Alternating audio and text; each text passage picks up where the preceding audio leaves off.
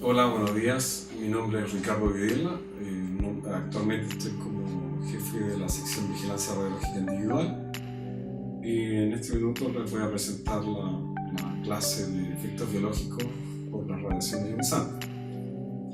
Normalmente nosotros estamos recibiendo dosis de radiación producto de la radiación ambiental, tanto cosmogénica o del cosmos, o también de los radionucleidos primordiales que están en la Tierra, en la corteza terrestre. Entonces, punto importante también que tenemos que tener en cuenta que nosotros no tenemos sentido para detectar las radiaciones. No las podemos ver, no las podemos sentir, no podemos hacer ningún sentido para ello. Por lo tanto, se hace primordial tener detectores de radiación para poder verificar esa condición. Entonces, esta clase parte con la primera diapositiva, que son millones de muertes que de Carl Sagan, una frase típica de él, que es 5.000 millones de años han transformado la materia en vida y conciencia, considerando que la Tierra tiene aproximadamente 4.500 millones de años. Eso ha permitido entonces llevar a toda la especie a este punto que es prácticamente nosotros somos el tope de la cadena alimenticia, somos unos buenos depredadores dentro del cuerpo. Entonces, la teoría de la evolución plantea que millones y millones de años de evolución, la naturaleza, y por darle una característica humana, y hizo por ensayo y error, fue adaptando a las distintas especies hasta lo que nosotros somos en este minuto. El hombre no ha estado exento de este proceso evolutivo. Por supuesto, sigue siendo una teoría. No obstante, explica bastante bien todo lo que ha sucedido hasta este minuto respecto de la evolución. En esta segunda diapo habla de radiación y tejido humano. Ustedes pueden apreciar perfectamente cómo la radiación alfa no logra atravesar el tejido humano, no logra atravesar la piel de la persona. Las partículas beta tampoco logran atravesar el tejido, pero sí quedan muy sujetas a lo que es la interacción con la piel de la persona, quizás 1 centímetro un poco más profundo. Los rayos gamma sí pueden penetrar y atravesar el tejido. Es una de las principales características que principalmente lo usamos para diagnóstico por imágenes, y también se utiliza mucho para lo que es, en este caso, terapia. Por lo tanto, hay que considerar que la radiación gamma, o los rayos X también, que está dentro de la familia, son muy penetrantes, penetran la materia y logramos los efectos deseados. Uno de ellos es precisamente obtener imágenes, y el otro es principalmente el uso en radioterapias o tratamientos con radiaciones ionizantes. En esta otra diapo vemos la estructura biológica principal, que es sin duda el ADN, nuestro ácido desoxirribonucleico, que es el que mantiene toda la materia, toda la información genética que nos hace ser como somos, nuestro color de pelo, color de piel, color de ojos, altura, si somos gorditos, si somos flacos, etc. Eso lo ve principalmente el ADN. Por lo tanto, es una estructura fundamental a la hora de poder interaccionar con los rayos gamma o alguna radiación ionizante que eventualmente podría modificar algún elemento fundamental, que por lo general son las bases nucleotídicas, adenina, timina, guanina y citosina. Si hay una modificación de ella, podríamos tener un cambio dentro de lo que sería esta estructura. Y por supuesto que el resultado, que es una proteína, podría variar. Hablemos siempre de efectos positivos o efectos negativos. No todas las mutaciones son negativas. Por eso hay que considerar que eventualmente en este proceso evolutivo que hemos tenido nosotros, también parte de las radiaciones ionizantes han afectado nuestro organismo en forma positiva y nos han dejado, como ya les comentaba hace un rato, en el tope de la cadena alimenticia. Entonces, ustedes van a apreciar en esta imagen una célula que sale de su núcleo un digamos, unas hebras que son el ADN, principalmente. Este ADN es el que lleva la información genética. Por lo tanto, hay que considerar que dentro de la estructura que está en este aspecto, están las bases nucleotídicas, que son las que podrían modificarse. Entonces, estas estructuras son las que van a producir posteriormente, en base a su traducción, proteínas. Y estas proteínas son las que pueden ser estructurales, dentro de lo que es, en este caso, la pared celular, o eventualmente van a ser estructuras que son de algunos otros organelos que están dentro de la misma célula, que son el aparato de Golgi, retículo endoplasmático, ribosoma o algunos microtúbulos. Entonces, es fundamental cómo se lee este tipo de información genética. Teniendo eso en consideración, pequeñas dosis de radiación podrían producir cambios en este ADN, y estos cambios podrían ser, en este caso, nocivos para la salud de la célula. Nuestro sistema inmunológico tiene la capacidad, y la misma célula tiene la capacidad de reparar estos daños a bajas dosis.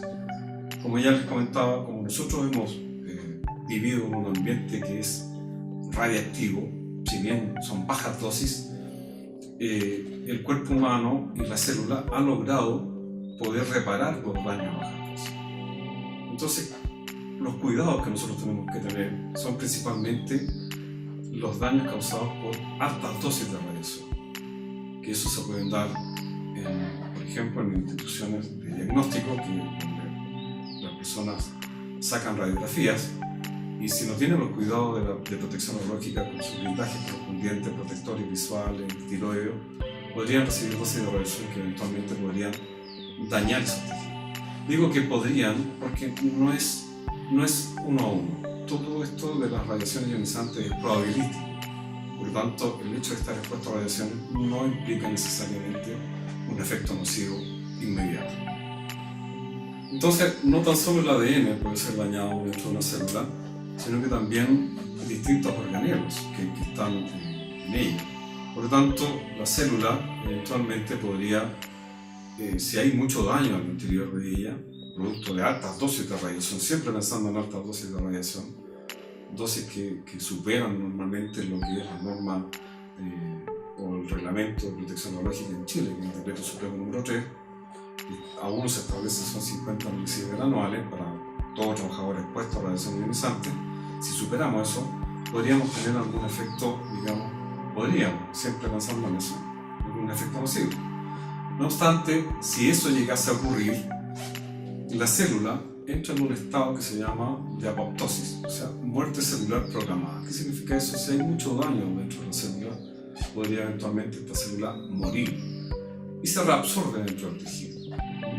Eso es un mecanismo de seguridad que tiene todo este aparato, celular. Solo hay una condición donde si el daño es muy puntual y no es detectado por el sistema inmunológico, podríamos hablar de que se puede transformar esa célula. Y esa transformación celular podría ser la precursora de un cáncer. ¿Cómo lo evitamos? Entonces, lo evitamos teniendo control respecto de la dosis de radiación que estamos recibiendo. Entonces, resumiendo, la única forma en que la cual una baja exposición a la radiación ionizante podría causar un daño en nuestra ADN y eso transmitirse a través de algunos procesos sería un daño puntual muy importante, pero además ese daño tiene que ser indetectable por medio de nuestro sistema inmunológico. Eso es una posibilidad. Todos estamos, incluso aquellos que estamos sin estar expuestos a radiación ionizante, tenemos la posibilidad de tener esa situación producto de las dosis ambientales que estamos recibiendo, dosis que por solo hecho de vivir en la Tierra estamos recibiendo. El efecto biológico principal es el empaquetamiento que tiene el ADN. Como ustedes pueden observar en esta imagen, ustedes ven que el ADN se empieza a enrollar sobre sí mismo una serie de nucleosomas e histonas, que son proteínas que hacen que este se empaquete, que es la mejor forma de transmitir el cromosoma de una célula a otra. Se duplica el cromosoma y se envía a otra célula hija donde se duplica la información. Entonces, de una célula aparecen dos células. Uno de los graves problemas que hay en ese proceso es que si estamos expuestos a radiación ionizante eventualmente, el cromosoma podría dañarse. Y ese efecto va a ser notorio posteriormente a través de un examen citogenético. Entonces, el examen citogenético solamente es aconsejable cuando la persona ha tenido dosis de radiación altas, no por una labor diaria, sino que algún accidente o alguna situación en particular que haya significado altas dosis de radiación, por sobre los 50 milisievert. Incluso el límite de detección de la técnica está en los 100 milisievert o 100 miligray. Entonces, todo esto pasa por un tema, un cambio que tiene la célula, y que ese cambio eventualmente pueda ser detectado en este examen citogenético. De lo contrario, hay un proceso que es mucho más largo y que tiene que ver con una dosis crónica que esté recibiendo la persona por un largo periodo de tiempo, y que eso haya significado una mutación dentro de la estructura genética que tenga la persona. Por supuesto que siempre considerando dosis que son bastante bajas, no van a causar este tipo de situación. Entonces, si sufrimos, estamos expuestos a altas dosis de radiación, esta mutación cromosómica puede alterar en varias formas nuestro ADN y nuestro material genético. Entonces, podríamos, como muestra la imagen, podríamos tener, dentro de un punto de mutación, podríamos tener pérdida del material genético, que se llama delección, o podemos tener una translocación. Parte de un cromosoma pasa a otro cromosoma, haciéndolo más distinto, más largo, y eventualmente con información distinta. La lectura ya va a ser distinta, la formación de las proteínas va a ser distinta. O también podemos tener dentro de un mismo cromosoma inversiones. Siempre hay que considerar que las radiaciones ionizantes tienen un efecto clastogénico de rotura del ADN. Por lo tanto, el sistema reparador, muchas veces, si es muy alta la dosis de radiación, eventualmente esa rotura podría ser mal reparada. Y ese cambio generaría una mutación. Por ejemplo, en esta figura que ustedes ven atrás, consideren ustedes que hay una placa metafásica dentro de lo que es la reproducción celular, y ustedes van a observar cromosomas que están en esta disposición. Ya están duplicados estos cromosomas. Parte de los cromosomas, esos brazos van a ir, uno en la célula hija y otro va a quedar en la célula madre, o algunos dicen que ambos quedan en la célula hija, pero es los 46 pares de cromosomas que es la dotación cromosómica humana, la nuestra. Esta otra figura, ustedes pueden observar que hay dos placas metafásicas, pero hay una al lado izquierdo, que ustedes pueden apreciar que tiene unas flechas, ¿cierto? Hay unas flechas que es uno F, que muestra que son fragmentos, y unas B, que muestran que es un cromosoma discéntrico, que tiene dos centrómeros. Esos cromosomas se forman en la cercanía cuando dos cromosomas fueron cortados por la radiación ionizante, y el sistema reparador de la célula no hizo nada más que juntar estos dos cromosomas en uno solo, formando estos dos cromosomas distintos. Ahí pueden observar dos. Hay una forma, hay una técnica que nosotros utilizamos, que le sacamos sangre a las personas, se irradian con una cierta dosis de radiación y después se cuentan estos cromosomas discéntricos. Eso nos permite tener y hacer una curva de calibración. En caso de necesidad, con alta dosis de radiación podemos obtener, entonces, si tenemos dos cromosomas discéntricos, perfectamente le podemos decir cuánto fue la dosis de radiación que recibió esta persona. Si tiene 5 cromosomas discéntricos, por supuesto que esta persona recibió más dosis de radiación. Y así consecutivamente. Entonces, los daños inmediatos de la radiación ionizante en el tejido son quemadura de la piel, el famoso eritema, envejecimiento de la piel, hemorragias por el daño causado, siempre pensando en dosis altas de radiación, siempre no a las dosis normales de trabajo habituales que nosotros estamos, dentro de lo que sería la legislación. Dosis baja es aproximadamente 25 microsievert por hora, y no es todo el día irradiando a una persona, o no todo el día sacando una gamografía, siempre considerando que hay distintos elementos de protección personal. Entonces, por lo tanto, no estamos las 8 horas del día trabajando con radiación ionizante, sino que son periodos de tiempo. Y si esos periodos de tiempo nosotros tenemos restricción de dosis, por supuesto que va a significar necesariamente que no vamos a superar el nivel anual, que son los 50 microsievert. Entonces, ¿por qué? Porque después de eso vienen lo que podrían ser los efectos tardíos. Y eso es producto de estar expuesto inconscientemente a la radiación ionizante sin tener las medidas de precaución. Vale decir, podríamos tener cáncer o efecto hereditario, si es que se han alterado de alguna forma nuestros espermios, en el caso de los varones, o los óvulos en el caso de las mujeres. Entonces esa es una condición que hay que tener muy en cuenta. Entonces, por lo tanto, los efectos determinísticos por daño al tejido son normalmente dermatológicos: náuseas, vómitos, daño gastrointestinal o cerebral, pérdida de extremidades y la muerte. La pérdida de extremidades ocurre cuando las dosis son tan altas y localizadas, que hace que eventualmente el sistema vascular y el daño al tejido sea de tal magnitud que no tenga posibilidad de reparación. Ellos ocurren solo a alta dosis. Hay un umbral de dosis que, como ya les comentaba, sobre los 100 miligray ya empiezan a aparecer los primeros efectos, digamos, desde el punto de vista cromosómico. Son detectables clínicamente en el individuo expuesto y pueden ser atribuidos inequívocamente a la exposición a la radiación ionizante. Eso está más que claro. Y la severidad del efecto está relacionado directamente con la dosis de radiación que estaría recibiendo la persona. Mientras más dosis de radiación, el efecto es más evidente. En esta imagen ustedes pueden ver el lado izquierdo una persona que sufrió una quemadura por radiación ionizante por hacer diagnóstico.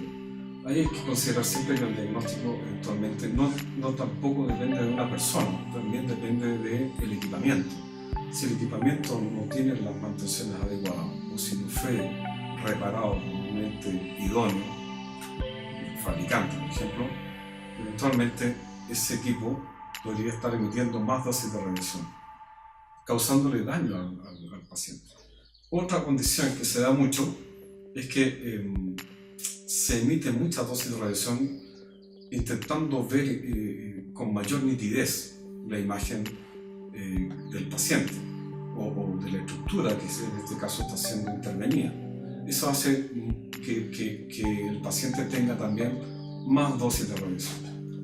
Y un tema no menos importante también que hay que considerar, que es la competencia que tenga el operador a la hora de emitir la radiación ionizante.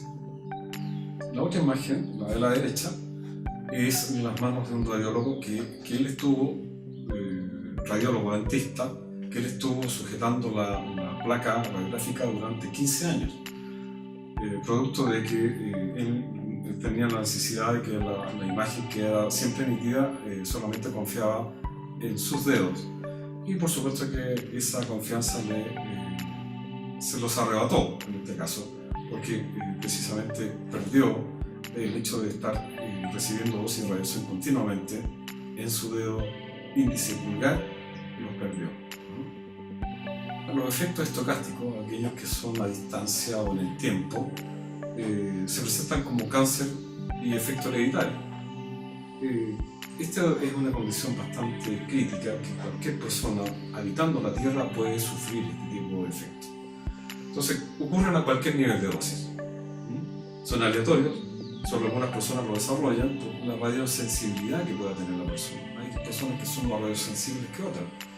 Incluso ustedes lo pueden ver en gente que toma sol y inmediatamente se enroncha, se pone roja. Es porque es más radiosensible a la luz visible y a la luz ultravioleta, por supuesto. La probabilidad de ocurrencia es proporcional a la dosis recibida, mientras la severidad no está relacionada con la dosis.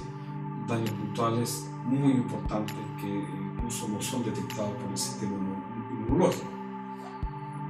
Puede haber un largo periodo de latencia que va desde los 5 hasta los 20 años, que eventualmente yo puedo recibir una dosis hoy día y en 5, 10, 20 años podría recién tener aparecer una evidencia de una lesión.